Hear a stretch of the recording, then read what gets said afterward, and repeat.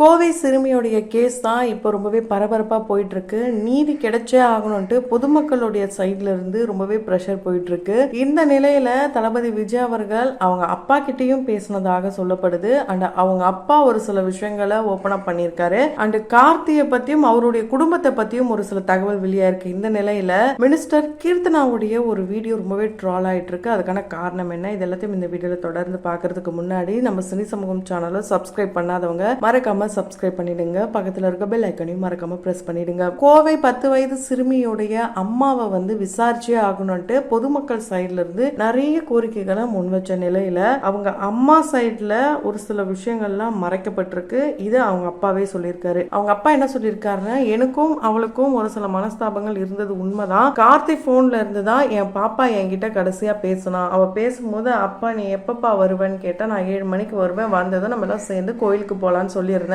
சரிப்பா அப்படின்னு சொல்லி என் குழந்தை சந்தோஷமா போனை வச்சது. அந்த போன் நம்பர் கார்த்தி தான். ஸோ கார்த்தி நாங்க இருக்கோமா இல்லையா, அவங்க அப்பாவுடைய பின்புலம் என்ன, இதெல்லாம் தெரிஞ்சுட்டு தான் பண்ணியிருக்கான். எனக்கும் என் குழந்தைக்கும் அந்த அளவுக்கு பாண்டிங் ரொம்பவே அதிகம். என் குழந்தை தான் எங்க வீட்டிலேயே ரொம்ப மூத்த குழந்தை. அதனால எல்லாருக்குமே அவன் மேல ரொம்பவே பாசம் அதிகம். எங்களுடைய குழந்தை நாங்க அந்த அளவுக்கு பார்த்துக்கிட்டோம். நாங்க 20 நாள்ல பக்கத்துல எல்லாருமே கொஞ்சம் நல்லா பேசினாங்க. இப்படி ஆகும் நான் நினைக்கல. இப்படி ஆனதுக்கு முழுக்க காரணம் கார்த்தியும் அவனுடைய நண்பரும் தான். ஸோ நீங்க கண்டிப்பா அவனை என்கவுண்டர் பண்ணிங்க ஆகணும் அப்படிலாம் சொல்லியிருக்காங்க. என் குழந்தை எந்த அளவுக்கு வலியை அனுபவிச்சிருக்கோம் அப்படின்ட்டு அங்க போன மினிஸ்டர்ஸ் கிட்டலாம் அவங்க அப்பா கட்டிப்பிடிச்சு அழுதுருக்காரு. அண்ட் அங்க இருந்த மினிஸ்டர்ஸும் என்ன சொல்றாங்கன்னா, இந்த ஆட்சியில கண்டிப்பா இந்த தவறும் நடக்காது, இதுக்கப்புறம் எல்லாத்தையுமே மாத்துவோம், நீங்க பயப்படாதீங்க, குழந்தைக்கு நீதி கண்டிப்பா கிடைக்கும், உங்களுக்கு என்ன தேவை எல்லாத்தையுமே எங்க தலைவர் பண்ணுவாரு அப்படிலாம் சொல்லிட்டு போயிருக்காங்க.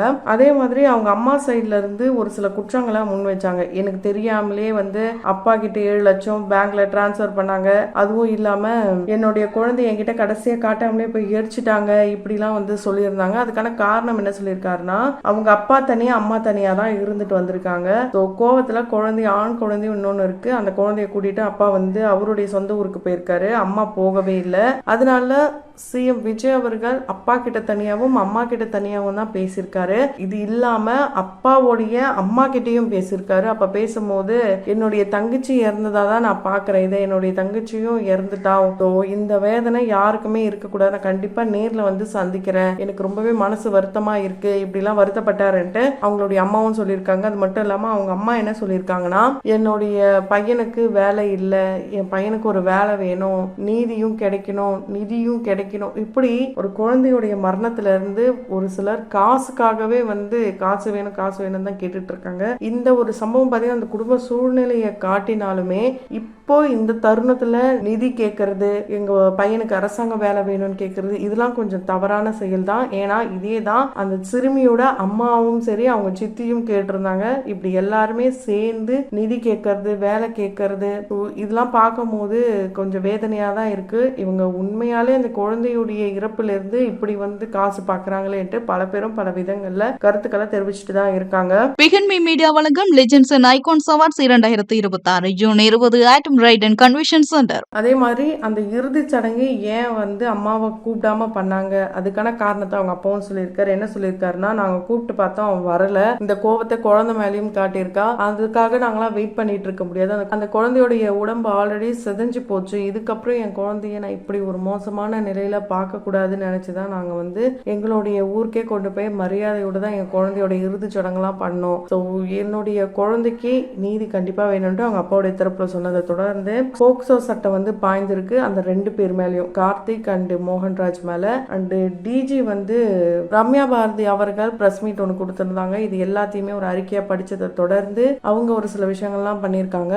ஆனா பிரஸ் மீட் தொடங்குறதுக்கு முன்னாடி அவங்க செஞ்ச அந்த விஷயங்கள் தான் இப்ப சோசியல் மீடியால பேசும் பொருளா இருக்கு. என்னன்னா, ஒரு பக்கத்துல போலீஸார் போன் பேசி சிரிக்கிறதும், இவங்க ஏதோ கமெண்ட் பண்ணி சிரிக்கிறதும், இதுதான் நடந்திருக்கு. ஆனா அங்க என்ன நடந்தது, ஏது நடந்ததுன்னு யாருக்கும் தெரியாது. அது ட்ரால் செஞ்சுட்டு இருந்த நிலையில அவங்க என்ன சொல்லிட்டாங்கன்னா, நாங்க இந்த ஒரு விஷயத்த பத்தி எல்லாம் பேசி சிரிக்கல, நாங்க வேற ஒரு விஷயத்தை பத்தி பேசி சிரிச்சோம், இருந்தாலும் எங்களை மன்னிச்சிடுங்க, இப்படிலாம் சொல்லியிருந்தாங்க. இதுக்குள்ள சிஎம் விஜய் அவர்கள் அவங்க மேல ஆக்ஷன் எடுத்துட்டாரு, வேலையை விட்டு தூக்கிட்டாரு, இப்படிலாம் சொல்லியிருந்தாங்க. ஆனா அதெல்லாம் எதுவுமே உண்மை கிடையாது. சிரிச்சது ஒரு குத்தமான்னு கேட்டீங்கன்னா, அந்த நேரத்துல அவங்க என்ன பேசி சிரிச்சாங்க, சிரிக்கிறாங்க தெரியாது. பிளஸ் அவங்களுக்கு சப்போர்ட் பண்ணி நம்ம எதுவுமே பேசல. என்ன சொல்ல வரேன்னா, சிரிக்கிறது ஒரு தப்பு கிடையாது. ஆனா மக்களுடைய பார்வையில இது எப்படி இருக்குன்னா, ஒரு சோகமான விஷயம், துயர சம்பவம் நடந்திருக்கு. அப்படி இருக்கும்போது ஒரு பிரஸ் மீட்ல எப்படி சிரிக்க முடியும் அப்படின்ட்டு பல பேரும் கேள்விகள் கேட்கிறாங்க. பல கட்சியினர் இதை வச்சு அரசியலும் பண்றாங்க. இதேதான் கீர்த்தனா மினிஸ்டர் வந்து என்ன பண்ணிட்டாங்கன்னா, அவங்க கிட்ட கேட்கும் போது ஒரு பெண்ணா அவங்க ஒரு பதில் சொல்லி இருந்திருக்கலாம். அமைச்சரவையில இருந்து பேசலனா கூட ஒரு பெண்ணா ஒரு பதில் சொல்லி இருந்திருக்கலாம். அதை விட்டுட்டு என் தலைவர் என்ன முடிவு எடுத்தாலும் சரியாதான் இருக்கும்னு சொல்லிட்டு போயிட்டாங்க. அதுவும் ரொம்பவே கஷ்டமான ஒரு விஷயமா தான் பார்க்கப்படுது. ஏன் அப்படின்னா, அரசியல் அவங்க வந்த புதுசுலயா இருக்கட்டும், பிரச்சாரம் பண்ண டைம்லயா இருக்கட்டும், ரொம்பவே கொந்தளிச்சு பேசினவங்க, பெண் பாதுகாப்பை பத்தி பேசினவங்க, பெண் குழந்தைக்கு இழைக்கப்பட்ட இந்த ஒரு துயர சம்பவத்தை பத்தி ஏன் ஒரு வாய்ஸ் ரைட்ஸ் கூட பண்ணலன்றது எங்களுடைய தரப்புல இருந்து ஒரு கேள்வியா தான் முன்வைக்கப்படுது. அதே மாதிரி ரம்யா பாரதி அவர்கள் பிரஸ் மீட்டுக்கு முன்னாடி தான் சிரிச்சிருக்காங்க. இதை பத்தி அமைச்சரும் கேள்வி கேட்டிருக்காரு. ஏன் நாங்களாம் சிரிக்க கூடாதா? ஒரு அதிகாரியா இருக்கிறவங்க எப்பவுமே வரப்பா முறைச்சுக்கிட்டே தான் இருக்கணுமா? அவங்க பிரஸ் மீட்ல நடக்கும் போது சிரிக்கலையே, அவங்க ஏதோ பேசி பிரஸ் மீட் நடக்கிறதுக்கு முன்னாடி தானே சிரிச்சிருக்காங்க. இது ஒரு தப்பா? இதை பத்தி எல்லாரும் பேசுறீங்களே. அவங்க அந்த குடும்பத்துக்கு நாங்க இருக்கோம் அப்படின்ட்டு அந்த குடும்பத்துக்கிட்ட, அவங்க அம்மா கிட்ட, அப்பா கிட்டலாம் பேசியிருக்கோம். உங்களுக்கு நாங்க சப்போர்ட் பண்ணுவோம், கண்டிப்பா நீதி வாங்கி தருவோம்னு சொல்லியிருக்காங்க. அதை பத்தி யாரும் ஏன் பேச மாட்டீங்க அப்படின்லாம் பேசியிருக்காரு.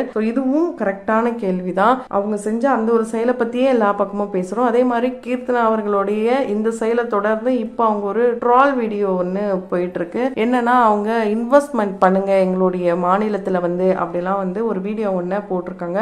ஏன்னா அவங்க தான் தொழில்துறை அமைச்சர். அதனால அவங்க வந்து டிஃப்ரெண்டா ஒன்று ட்ரை பண்ணலான்ட்டு ரீல்ஸ் மூலமா கோட் ஷூட்லாம் போட்டு வந்து ட்ரை பண்ணிருக்காங்க.